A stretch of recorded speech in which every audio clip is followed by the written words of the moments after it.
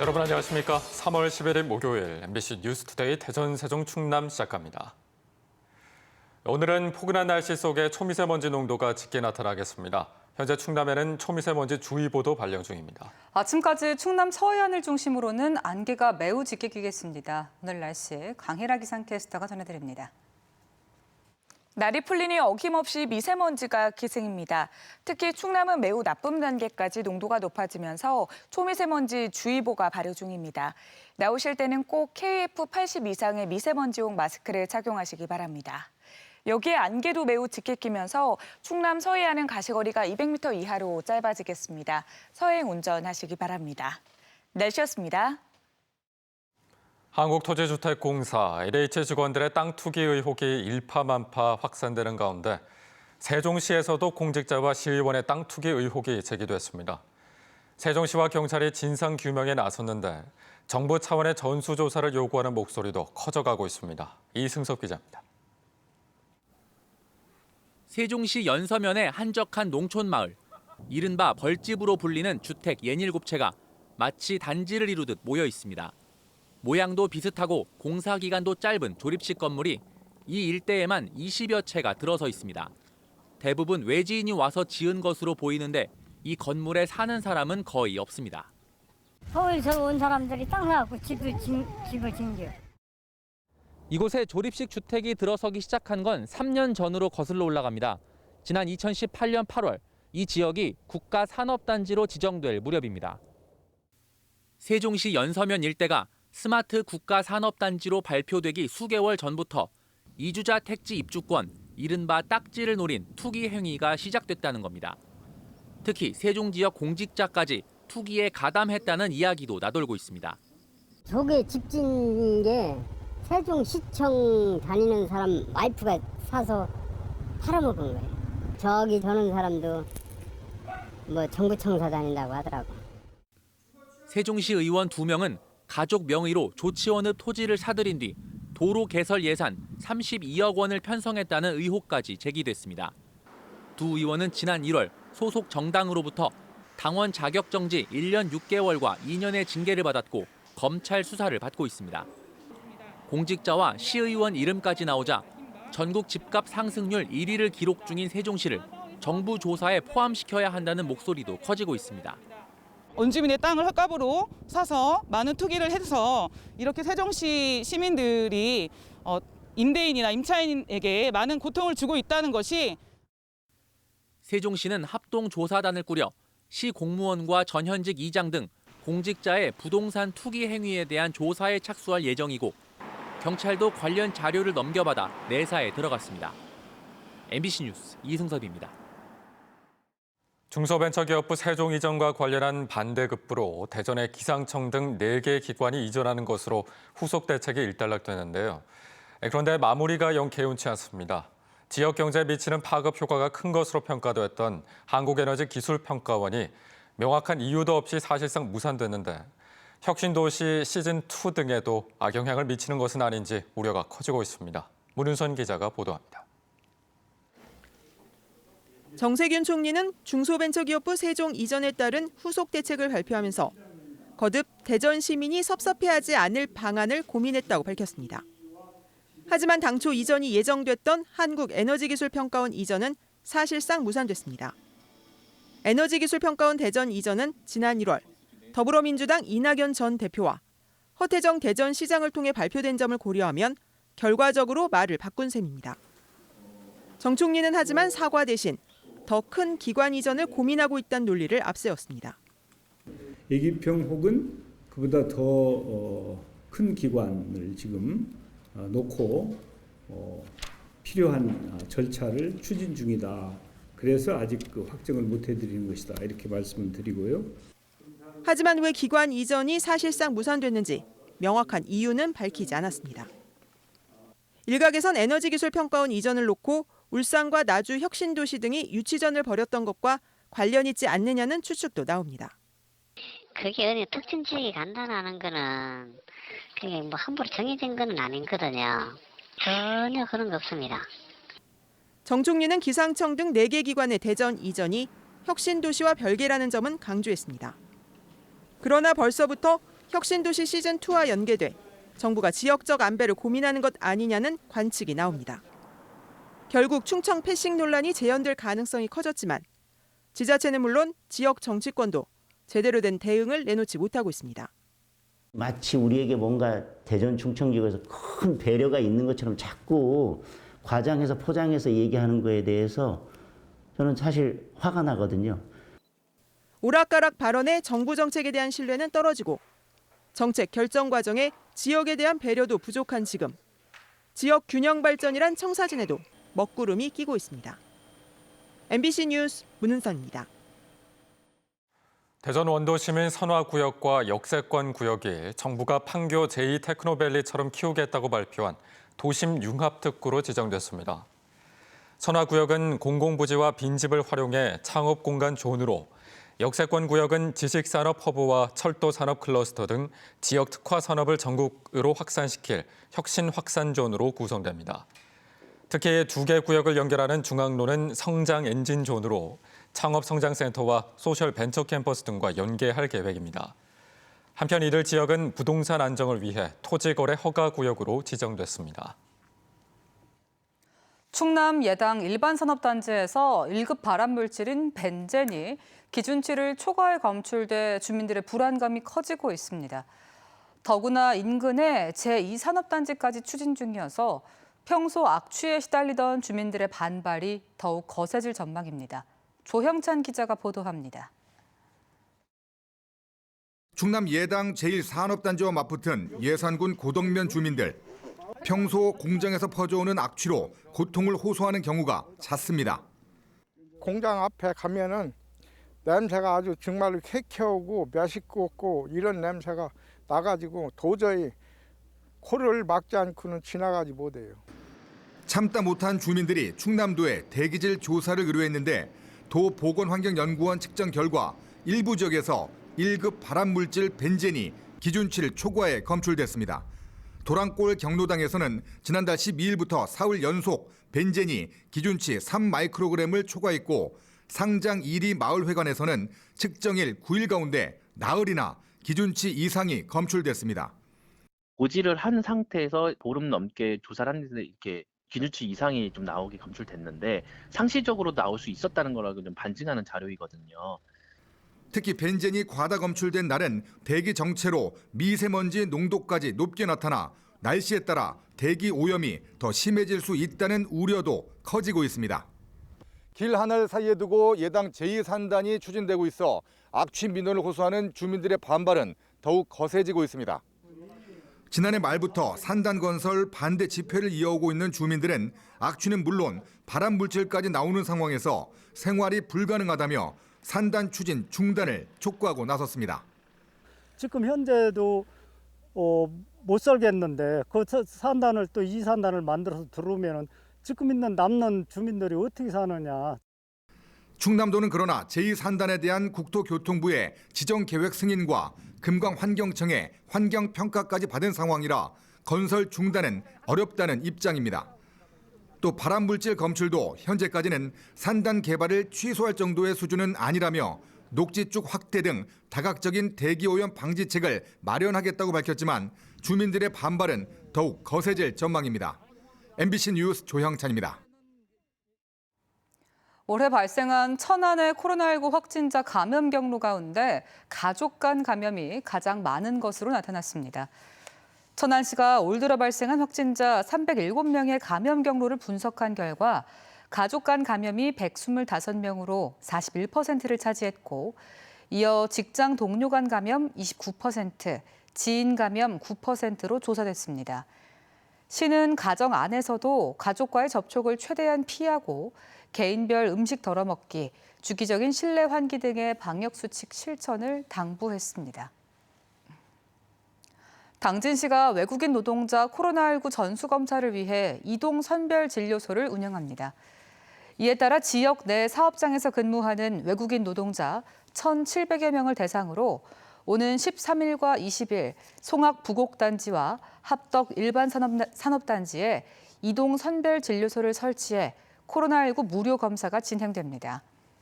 당진시는 각 사업체에 검사 이행 촉구 안내문을 발송했으며 당진시 보건소 선별진료소에서도 무료 검사를 받을 수 있다고 설명했습니다. 대전시 교육청의 한 고위직 관계자의 자녀 2명이 지난 2019년 초 대전 지역 사립고등학교 2곳에 각각 교사로 임명된 사실이 뒤늦게 알려지면서 논란이 커지고 있습니다. 이른바 아빠 찬스를 쓴 것이 아니냐는 건데 전교조는 교원 수급 계획상에는 없었던 채용이 갑자기 이루어졌다고 주장하고 있습니다. 김태호 기자입니다. 전교조 대전지부가 전직 대전시 교육청 고위관계자 자녀 임용 의혹을 조사해달라며 교육청에 감사 청구서를 제출했습니다. 지난 2018년 말에 퇴직한 대전시 교육청 고위직 관계자의 아들과 딸이 이듬해 3월 대전 지역 사립고 2곳에 교사로 채용된 과정이 석연치 않다는 이유에서입니다. 대전 A고등학교는 지난 2018년 1월 정규 교원 채용 없이 기간제 교원으로 수학 과목에서 3명을 채용하겠다고 교육청에 보고했는데 같은 해 9월 정규 수학교사 1명을 채용하겠다며 계획을 바꿨습니다. 같은 시기 대전 B고등학교 역시 수학과 음악 과목 1명씩 임용이 필요하다고 보고한 뒤 같은 해 9월 일반 사회 과목에 정규 교원 1명을 추가했습니다.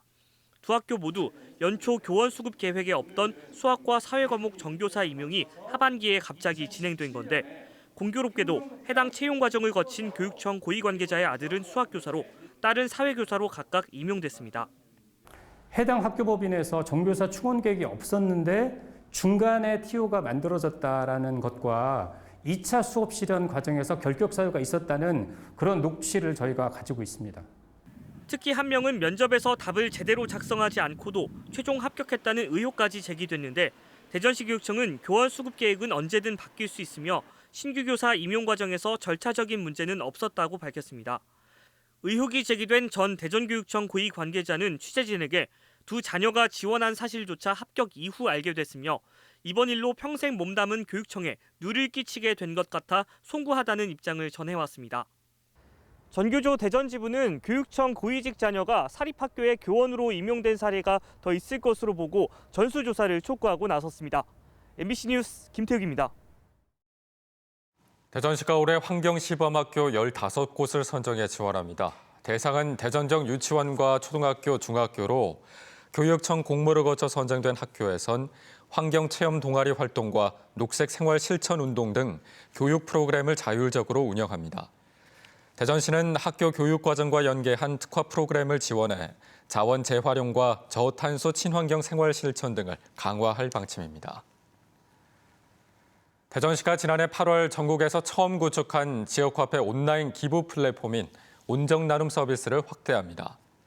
시는 온통대전 기부 플랫폼에 아동학대 예방기금을 마련하는 채널을 추가 개설하고 모금된 기금을 1년에 2번 공동 모금회를 통해 대전적 학대 피해 아동쉼터 4곳에 지원할 예정입니다. 하나시티즌도 1년에 3번 티켓 프로모션과 선수단 후원 물품을 지원해 기금 조성에 참여합니다. 이 밖에도 기부자 대상 경품 지급 이벤트와 기부처 확대, 정책사업 마일리지 기부제도 운영, 지역사회 문제 해결을 위한 모금 등을 추진해 기부 문화 확산에 나설 계획입니다. 얼마 전 퀵서비스로 물건 배달에 나선 한 배달 기사가 뭔가 수상해 경찰에 신고했는데 결국 마약으로 확인된 사건이 있었죠.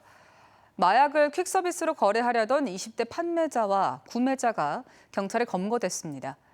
경찰은 투철한 신고 정신을 발휘한 배달 기사에게 표창장을 수여했습니다. 윤웅선 기자입니다. 지난달 16일 퀵배달 기사 이모 씨는 경기도 평택에서 화장품이 든 상자를 대전으로 보내달라는 의뢰를 받았습니다. 상자는 청테이프로 꽁꽁 감겨 있는 데다 보낸 사람도 받는 사람도 배송을 재촉하는 태도에 수상함을 느낀 이 씨는 열차 승무원에게 도움을 요청했습니다. 대전역에 출동해 대기 중이던 경찰이 상자를 확인해 보니 그 안에는 과자 봉지와 10g가량의 흰색 가루가 들어 있었습니다. 이들이 대담하게도 배달 기사를 시켜 대중교통인 열차를 통해 운반하던 물건은 실제 마약으로 확인됐습니다. 국립과학수사연구원 성분검사 결과 환각 증상을 유발하는 향정신성 의약품인 케타민으로 드러난 겁니다. 경찰은 판매자와 구매자 2명의 신원을 특정하고 추적에 나섰는데 용의자인 20대 남성 2명은 함께 도주 행각을 벌이다 지난달 25일 검거됐습니다.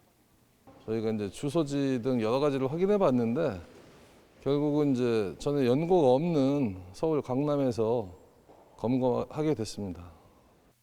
경찰은 이들을 마약류 관리에 관한 법률 위반 혐의로 검찰에 송치하고 결정적 제보를 한 배달기사 이 씨에게 표창장을 수여했습니다. 사실 괜한 그런 행동을 하지 않았나 싶기도 하고, 근데 잡혔다고 하니까 잘 된 거죠. 경찰은 이들의 여죄를 조사하는 한편 마약 공급 유통망 등으로 수사를 확대하고 있습니다. MBC 뉴스 윤웅성입니다. 천안시가 공동주택 청약 시 지역 거주자 우선 공급 자격 거주 기간을 6개월에서 1년으로 바꿔 고시했습니다. 천안시는 최근 주택 시장이 지나치게 과열되고 있다고 판단하고 어제부터 공급되는 공동주택의 청약 지역 거주자 우선 공급 기준을 1년 이상 거주로 강화했다고 밝혔습니다. 부동산 시장 과열로 천안시는 지난해 12월 조정 대상 지역으로 지정됐으며 지난해 주택 구매자 54%가 외지인으로 집계됐습니다. 대전지법이 지난해 8월 자신의 교회에 다니던 60대 2명이 잇따라 확진되자 교회 방문 사실을 숨기도록 하는 등 동선을 거짓 진술하게 한 혐의로 재판에 넘겨진 60살 A 목사에게 감염병 예방법 위반으로 벌금 3천만 원을 선고했습니다. 또 목사 말을 듣고 동선을 허위로 밝힌 신도 2명에게도 각각 벌금 500만 원과 벌금 1,000만 원을 선고했습니다. 당시 해당 교회에서는 신도는 물론 목사 A씨 등 확진자가 여럿 발생했으며 신도 가족으로까지 확산돼 한 명이 숨지기도 했습니다. 5G 서비스가 보편화되고 있지만 지하철 같은 대중교통에서 끊기지 않고 멀티미디어 서비스를 즐길 수 있어야 제대로 활용되는 것이겠죠. 국내 연구진이 지하철에서도 기존보다 30배가 빠른 기가급 5G 통신 서비스를 구현해낼 수 있는 핵심 기술을 개발했습니다. 김광현 기자가 보도합니다. 지하철이나 버스 등 대중교통에서도 와이파이 서비스가 확대되고 있지만 가끔 끊기거나 신호가 고르지 못한 한계도 여전합니다. 한국전자통신연구원은 초고주파 기반 무선통신 기술을 통해 지하철에서도 5G 서비스를 안정적으로 시연하는 데 성공했습니다. 이동 중에 연결되는 기지국이 바뀌어도 데이터가 손실되지 않고 연결이 유지되는 기술과 송신 신호를 집중해 보내는 기술이 핵심으로 특히 곡선이 심한 구간에서도 안정적으로 신호를 잡을 수 있도록 했습니다. 서비스의 끊김을 최소화하고 없애기 위해서 저희는 공유 구간에서는 기지국을 좀 촘촘히 설치하였고요. 그다음에 직선 구간에서는 기지국을 좀 멀리 설치를 해서 전체적인 서비스가 유연하게 제공될 수 있습니다. 최대 전송 속도는 1.9GBps. 현재 지하철 이동통신망에서 제공되는 무선랜 평균 속도보다 30배 빠르며 190명이 동시에 증강현실 서비스를 이용할 수 있는 수준입니다. 연구진은 상용화와 함께 더 빠른 교통수단에서도 이용할 수 있도록 기술을 발전시켜 나갈 계획입니다. 향후에는 300km 파워 이상의 고속철이라든가 그 이후에는 비행기 쪽 그런 쪽에도 향후에는 더 기술을 향상시켜서 적용할 수 있지 않을까 생각합니다. 5G 서비스가 일상화된 시대, 언제 어디서나 끊김없이 5G 서비스를 즐길 수 있는 세상이 다가오고 있습니다. MBC 뉴스 김광현입니다. 대전 역세권 재정비 촉진 사업이 행정안전부 지방재정중앙투자심사를 통과해 원도심 개발 사업이 속도를 낼 전망입니다. 대전시는 사업구역 내 국비와 시비가 투입된 도로와 공원 등은 경제성 부족 우려가 있었으나 도서관과 생활편의시설 설치 등 사업의 공공성을 강화하는 조건으로 사업 승인을 받았다고 밝혔습니다. 대전 역세권 재정비 촉진 사업은 대전역 복합환승센터와 복합 2구역 민자 개발을 포함해 주거와 상업 컨벤션 등의 복합적인 도시 기반 시설을 조성하는 사업입니다. 오는 10월에 문을 열 세종시립도서관 별칭 공모 결과 집현전이 최우수작으로 결정됐습니다. 세종시는 지난 1월 18일부터 2주 동안 약 1,200건의 응모작을 받아 심사했고 그중 세종시 특성을 살린 대표 도서관이라는 의미인 집현전을 최우수작으로 선정했습니다. 우수작에는 글센마루가, 장려상에는 세종의 서재, 여민들 등 6건이 선정됐으며 선정작은 세종시립도서관 운영에 활용됩니다. 서천 출신의 배우 김웅수 씨가 충남 홍보대사로 위촉됐습니다. 충남도는 홍보대사 위촉식을 열고 도 공식 SNS 채널을 통해 도민들과 질의응답 시간을 가지는 등 소통의 장을 마련했습니다. 김웅수 씨는 앞으로 온 오프라인을 통해 충남의 다양한 매력을 알리는 활동을 펼치게 됩니다. 당진 시민축구단이 시청에서 창단식을 열고 본격 운영에 들어갔습니다. 당진 시민축구단은 32명의 선수단으로 구성됐으며 오는 13일 개막하는 대한축구협회 K4 리그에 16번째 창단팀으로 참여합니다. 일각에서는 코로나19를 이유로 창단 연기 요청도 있었지만 당진시는 시장 공약 사항으로 축구 저변 확대 등에 꼭 필요하다며 창단을 추진했습니다. 서산 영유아 야간진료센터가 운영 한 달 동안 200명 넘는 이용자가 몰리는 등 큰 호응을 얻고 있습니다. 서산시에 따르면 지난달 1일 개원 이후 한 달간 하루 평균 7.5명의 환자가 다녀갔고 당진과 태안 등 타 지역 환자도 전체의 28%에 달했습니다. 영유아 야간진료센터는 매일 오후 7시부터 다음 날 오전 5시까지 운영되며 주말과 휴일에도 진료합니다. 국립세종수목원 사계절 전시 온실에서 생태학적으로 가치가 높은 다윈난이 개화해 눈길을 모으고 있습니다. 영국의 생물학자 찰스 다윈이 발견해 그의 진화론 연구에 실마리를 제공해 이름 붙여진 다윈난은 특이한 별 모양과 강한 향으로 인기가 높은 품종입니다.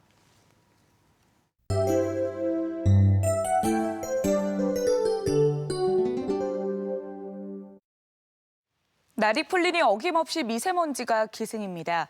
특히 충남은 매우 나쁨 단계까지 농도가 높아지면서 초미세먼지 주의보가 발효 중입니다.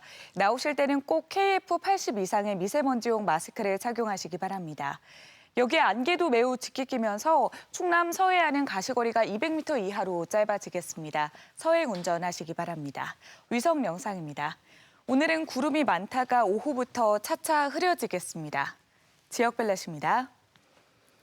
오늘도 일교차는 여전히 크겠습니다. 아침 기온은 0도, 세종 1도, 대전 2도에서 출발해 한낮에는 천안 16도, 대전과 금산 17도까지 오르겠습니다.